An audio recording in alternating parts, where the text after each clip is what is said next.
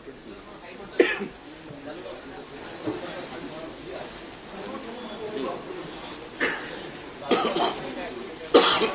असं सरकवलं पाहिजे थोडं. नाही नाही ठीक.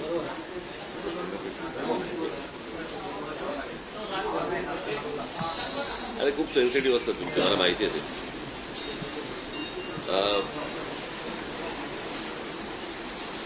गेले काही दिवस जे विद्यार्थ्यांचं आंदोलन जे देशात सुरू आहे,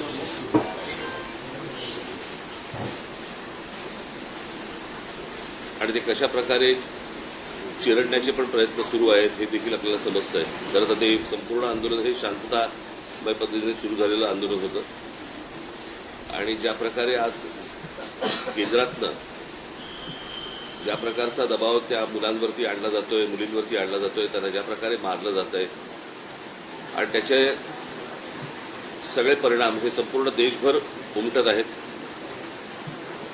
तसेच ते महाराष्ट्रात देखील उमटत आहेत, तसेच ते मुंबईमध्ये देखील उमटत आहेत. तुम्ही सगळेजण बघताच आहात. खरं तर ही साधी गोष्ट होती. या सगळ्या प्रकरणामध्ये आजपर्यंत भारतीय जनता पक्ष ज्यावेळेला विरोधामध्ये होता, विरोधी पक्षामध्ये ज्यावेळेला होता, त्यावेळेला त्यांनी अनेक मंत्र्यांचे राजीनामे मागितले होते.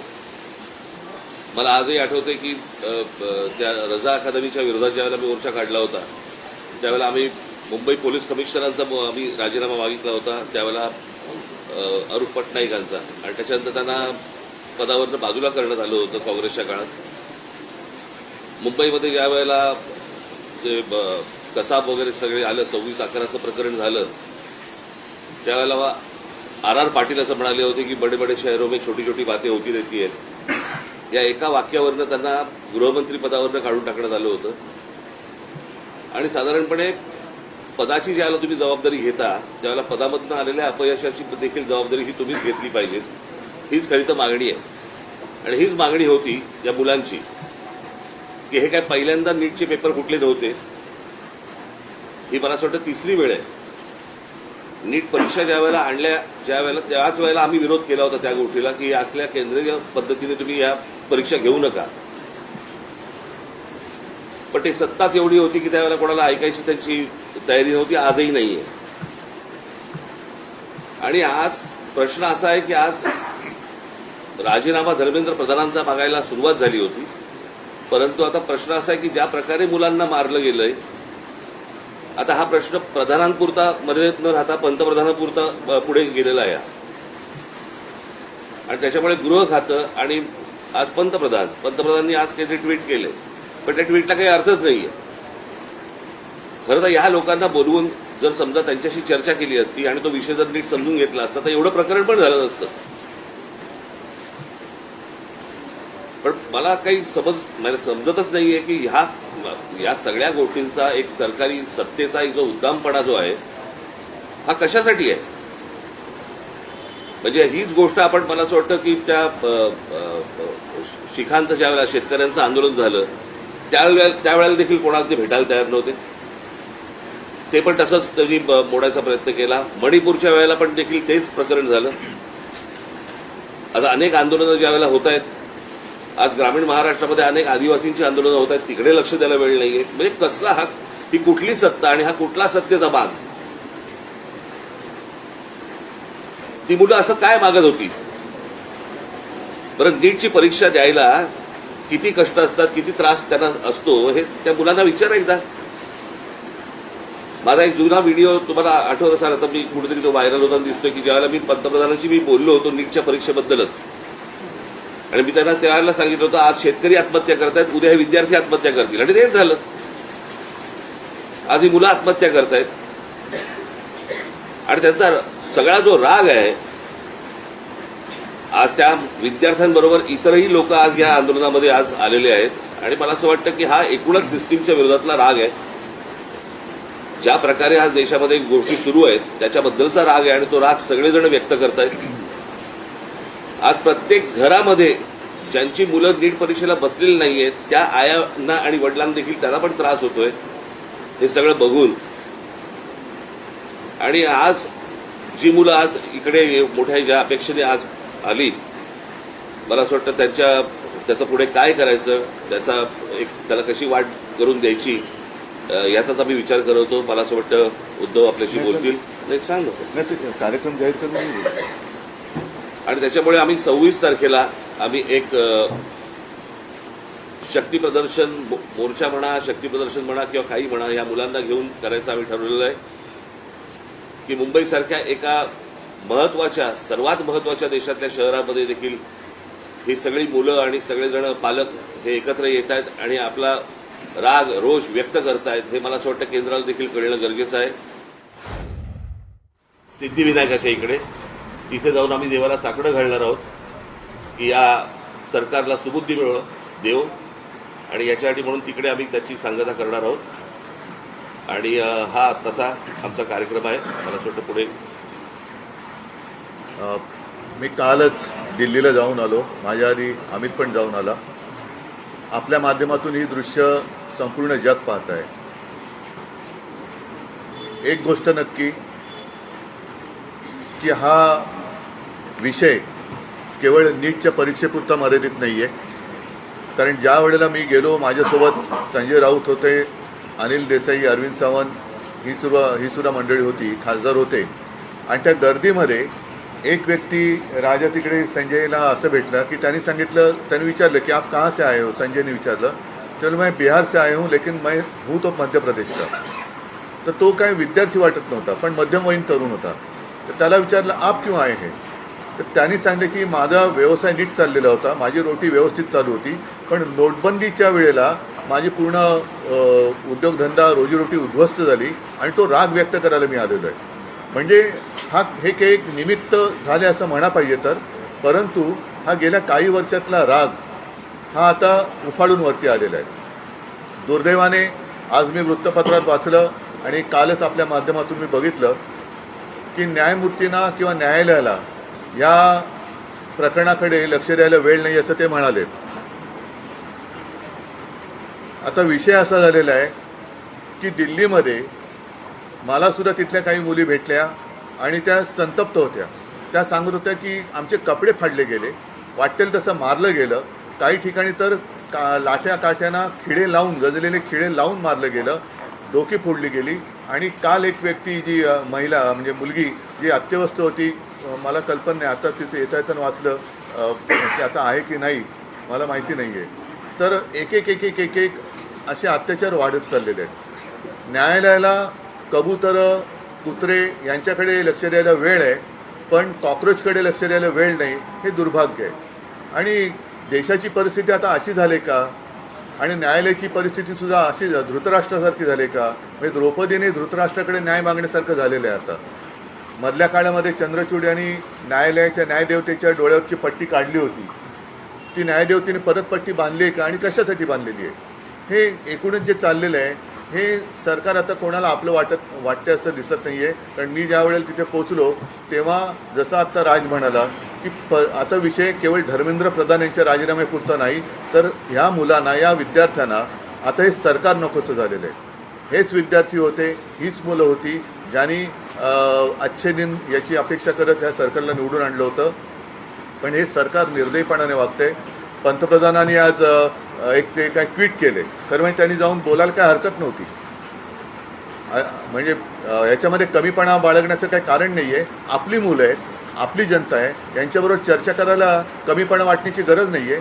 पहिल्या दिवशी जर का सरकारने यांच्याबरोबर चर्चेचे दरवाजे उघडले असते किंवा पहिल्या दिवशी जर का यांना बोलवलं असतं तर ही इथपर्यंत वेळ वाढली नसती, एवढी हे आंदोलन ताणलं गेलं नसतं. लोकांना आज व्यक्त व्हायचं आहे. इतके वर्ष साठलेला राग, असंतोष हा उफाळून वर आलेला आहे आणि त्याला एक वाट करून देण्याचा आम्ही प्रयत्न करतो आहे. ही वाट करून देत असताना सर्वांना सांगतो की कोणीही, कारण बरेच जणं या असंतोषाच्या ठिणगीला वेगळं वळण लावण्याचा प्रयत्न करत आहेत. मग पोलिसांवरती हल्ले करण्याचा प्रयत्न करत आहेत. काही गुंड म्हणजे सिव्हिल ड्रेसमधले लोक, यांच्यात पोलिसांच्या लाठ्या यांच्या हातात कशा आलेल्या आहेत. म्हणजे त्यांच्या तिकडे नावाची पट्टी पण नाही आहे, काही कपडे त्यांचे पोलिसांचे नाही आहेत. म्हणजे हे गुंड, आता माझं मग असं म्हणणं आहे की हे आंदोलन मोडायला पाकिस्तानमधून गुंड भाजपने आणलेत का. कारण यांची काय ओळख पाळख काही नाही आहे. त्यांना ओळख विचारलं तर सरळ ते काही त्यांच्या निर्विकार चेहऱ्याने ते आपले बघतात लोकांकडे.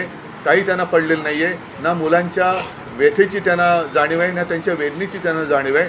बेसुमार लाठीमार करतायत आणि अशी ही सगळी गुंडागर्दी ही सरकार चालवत असताना कोणी गप्प बसू नये. आपण व्यक्त व्हायला पाहिजे आणि त्या व्यक्त होण्यासाठी ती वाट करून देण्यासाठी येत्या रविवारी आम्ही मी मोर्चा म्हणण्यापेक्षा एक देशाची ताकद काय असते ही ताकद दाखवून देण्यासाठी ह्या मोर्चाचं आयोजन केलेलं आहे.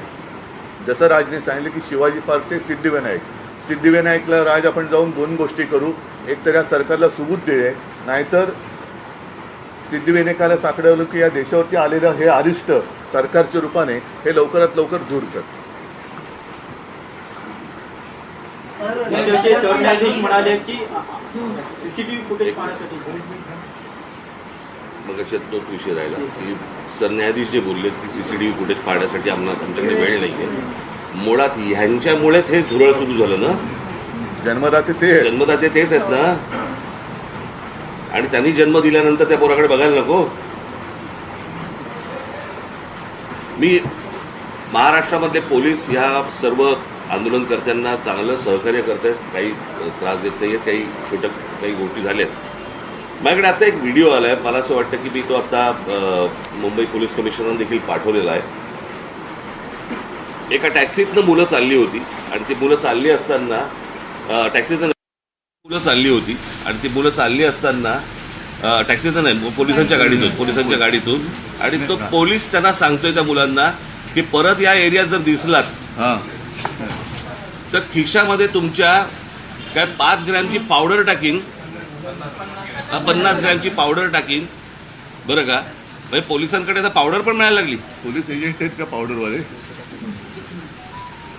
हा पोलीस कोण ड्रग सप्लायर आहे का? हे कुठचे काय चाललंय मला कळतच नाही. मला खरं तर ही इतकी साधी गोष्ट होती. साधी म्हणजे म्हणण्यापेक्षा ही की बाबा पेपर फुटलेत, काय कोण ज्याची जबाबदारी आहे त्यांनी राजीनामा द्यावा आणि जे त्याच्यामध्ये असतील सामील झालेले असतील त्यांना अरेस्ट करावी. ज्या काही गोष्टी करायच्या त्या सगळ्या गोष्टी कराव्यात. परत हे होणार नाही याची शाश्वती द्यावी आणि त्याच्याशी चर्चा करावी. हे सगळं प्रकरण इथपर्यंत आलंच नसतं. बोला. नाही, यात एक प्रश्न असा आहे की नाही दिनेश एक मिनिट आज जे मोदींनी ट्विट केले का काय केलं मला कल्पना नाही की दोषींना सोडणार नाही. तर ज्यांनी या मुलामुलींवरती निर्दयीपणाने लाठीमार केलेला आहे, ज्यांनी मुलींचे कपडे फाडलेत, जे पोलिसांच्या वेशात न येता जे गुंड तिकडे घुसलेत, या गुंडांना पकडून त्यांना सुद्धा कठोर शिक्षा करण्याची जबाबदारी मोदी घेत आहेत का? हे गुंड कोणी घुसवले होते? हे गुंड कोणी आणले होते? आणि राजरोज फिरतात त्यांचे पण व्हिडिओ आहेत. अगदी ती काठ्या बिठ्या आणि पोलिसांच्या लाठ्या त्यांच्या हातात कुठून आल्या?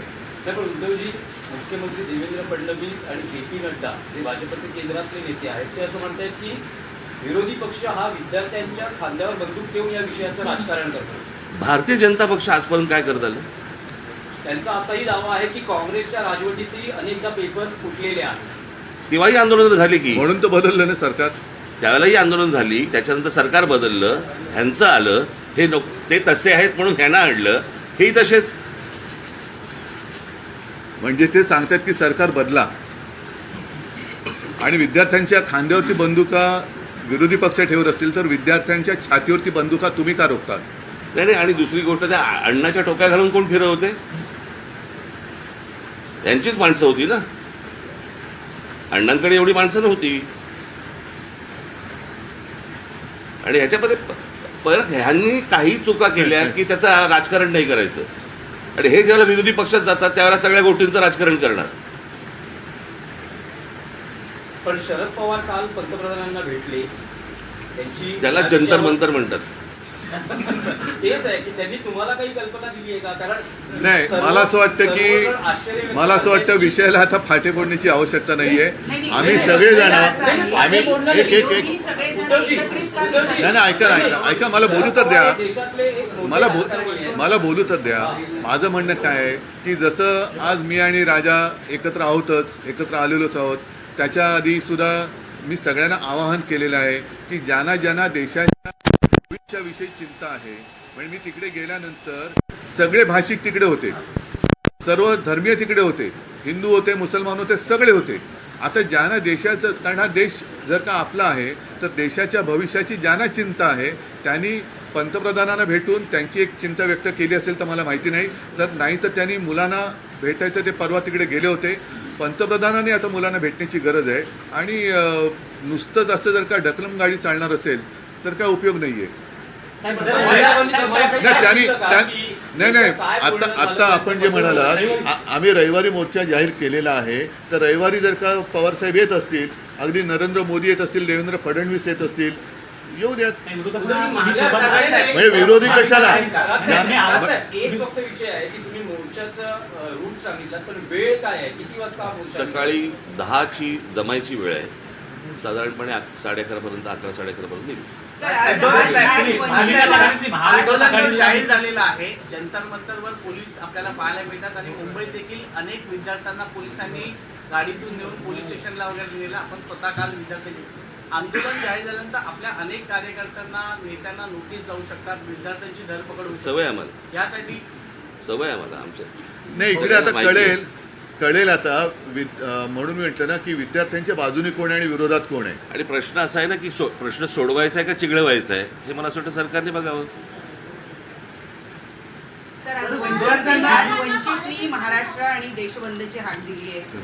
26 तारखेला तुम्ही आता मोर्चा काढणार आहात.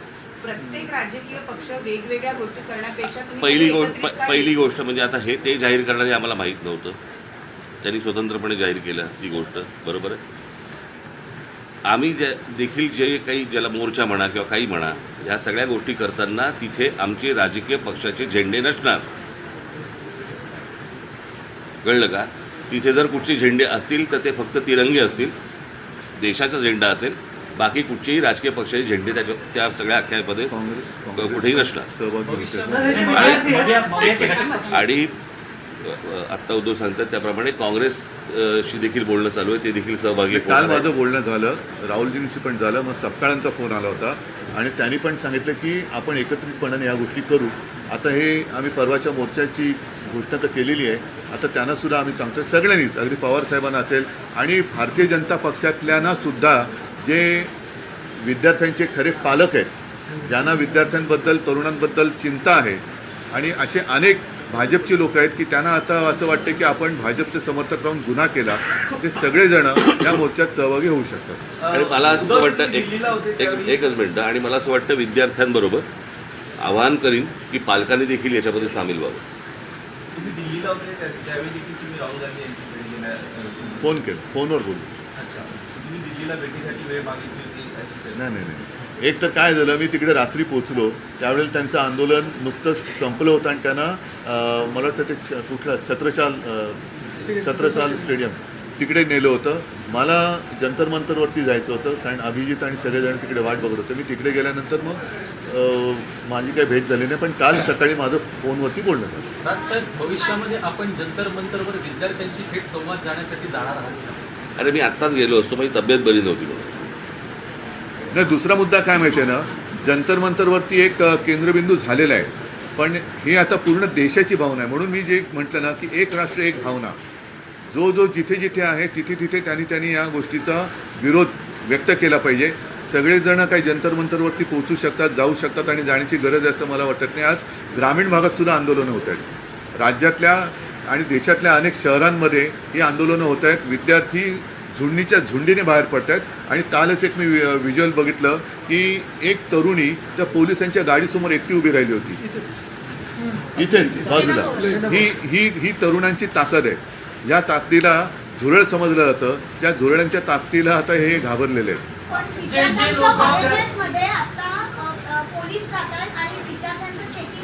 कुठे?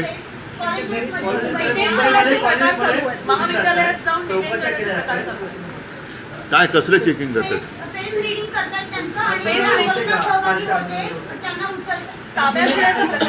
काही तासासाठी डिटेन करताना सोडतायत, कोणी घाबरत नाही. पण त्यांना काल पण आम्ही पाहिलं, काल मी आणि अमितच गेलेलो होतो पोलीस. आता देश भीतीच्या पलीकडे गेलेला आहे. आणि काल सुद्धा मी तिथे ज्यांना भेटलो ना, एक तो तुमच्याच माध्यमातून बघितलं, तो एक मुलगा उभा आहे ना, मारो मारो मारो, तो नागपूरचा मुलगा आहे. तो भेटला मला, तो बोले काय करतील मारून मारून, काय करतील, आणि असं जगून तरी काय फायदा. म्हणजे हे लोक आता त्या भीतीच्या पलीकडे गेलेत. त्याच्यामुळे चेकिंग तुम्ही त्यांची मनं नाही ओळखली शरीर किंवा कपडे चेक करून काय करणार, त्यांच्या मनात काय चालले ते ओळखा ना.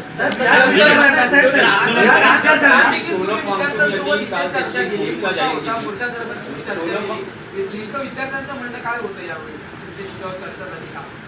आलं नाही तुमच्यापर्यंत?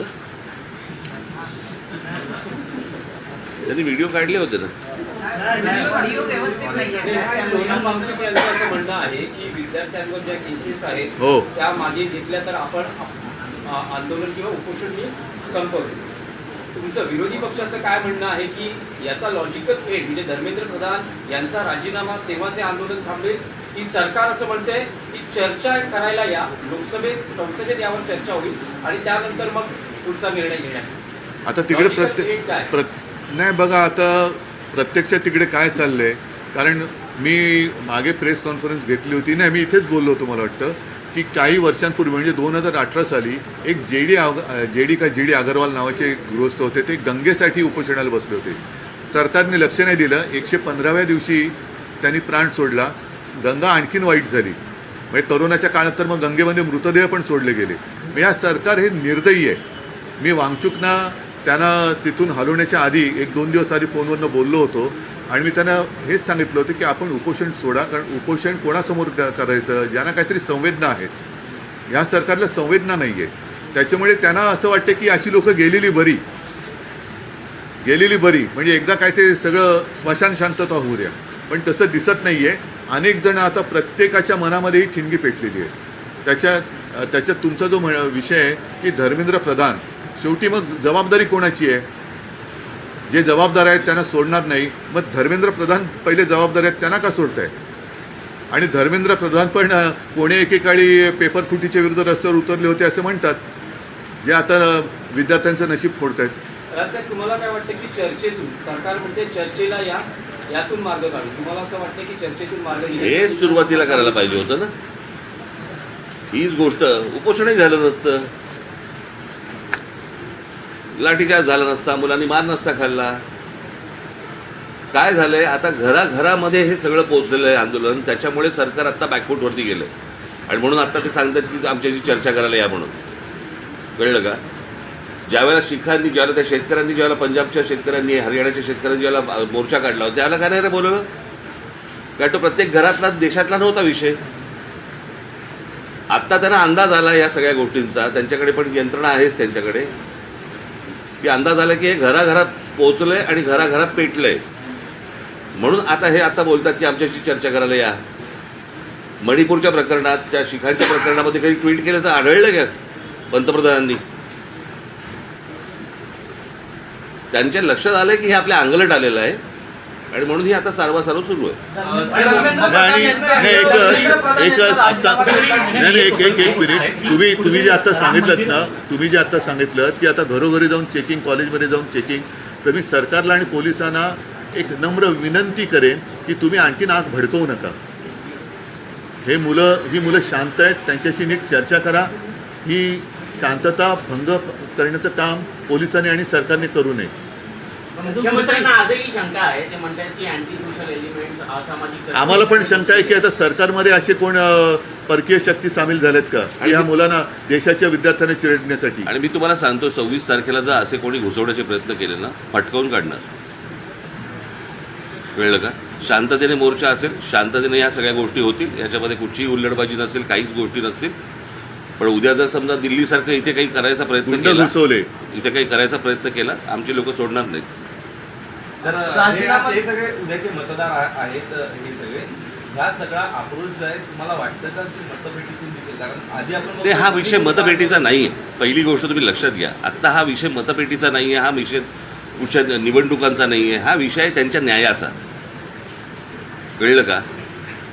उद्या परीक्षेला बसलेले हे सगळे विद्यार्थी, विद्यार्थी आत्महत्या करतात, याचा अर्थ काय समजून घ्या ना. इथे मतपेटीचा विषय येतो कुठे? पण ज्या प्रकारचं देशामध्ये सत्ता राबवली जाते त्याच्या विरुद्धचा राग हा मला असं वाटतं प्रत्येक राज्यांमधून बाहेर येतोय. ही सर्वात महत्त्वाची गोष्ट आहे. पीएमच्या निवासस्थानी आंदोलन झालं. एकनाथ शिंदे असं म्हणतात की काय घातपात करायचा जाऊ दे, त्यांची कुवत नाही. हे बघा त्यांच्या विरुद्ध हे बघा आंदोलनाची तुलना अतिरेक्यांशी केली. त्यांच्या बरोबर तुम्ही त्यांच्या विरोधात काही बोललात की तुम्ही देशद्रोही असता, अँटी नॅशनल असता.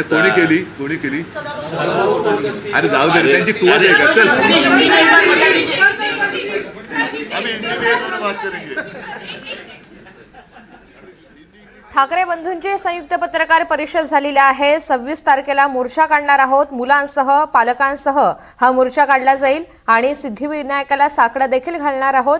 देशाची ताकद काय असते हे दाखवून देण्यासाठीचा हा मोर्चा असेल आणि या मोर्चात कोणत्याही प्रकारचे राजकीय झेंडे नसतील असंही राज ठाकरे आणि उद्धव ठाकरे यांनी सांगितलेलं आहे. आजच्या पत्रकार परिषदेमधून त्यांनी केंद्र सरकारवरती निशाणा साधलाय, जोरदार टीका केली आहे.